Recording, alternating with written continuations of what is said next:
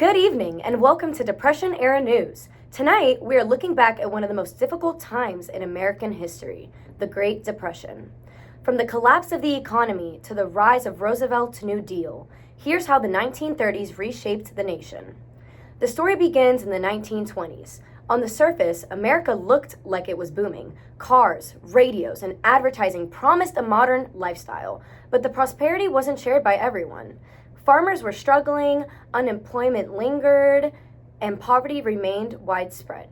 Presidents Harding, Coolidge, and Hoover followed conservative policies, believing that if businesses and the wealthy prospered, benefits would trickle down to everyone else.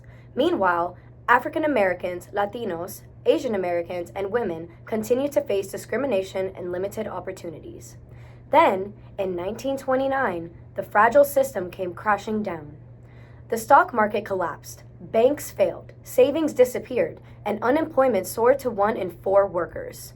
Families lost homes, crowded into small apartments, or even lived in tents. Malnutrition and hunger spread across the country.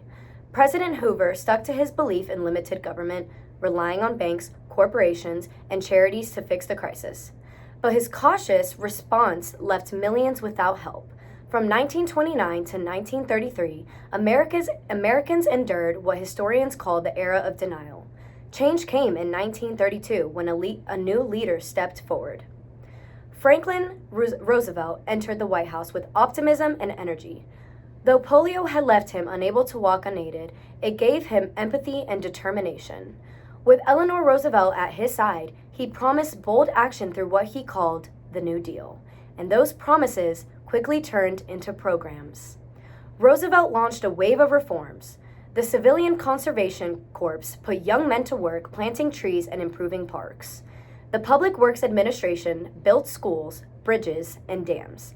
The Agricultural Adjustment Agency tried to stabilize farm prices.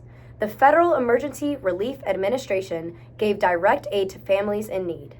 Later, the Works Progress Administration created millions more jobs in construction, art, and public projects. And perhaps most importantly, the Social Security Act of 1935 introduced unemployment insurance, pensions for older Americans, and support for children and the disabled. Still, not everyone was satisfied or included necessarily.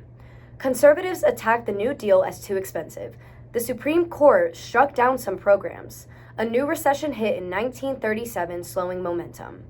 Radical voices like Huey Long and Father Colin pushed Roosevelt to go further, while groups like African Americans, Latinos, women, and poor farmers were often left out of the benefits.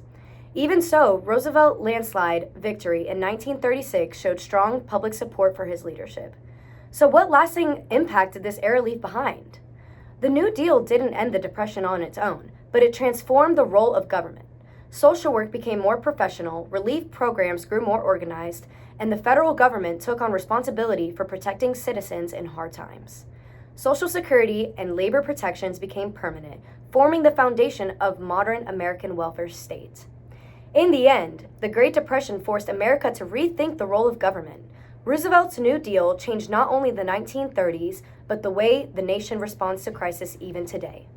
This has been Depression Era News. Thank you for watching.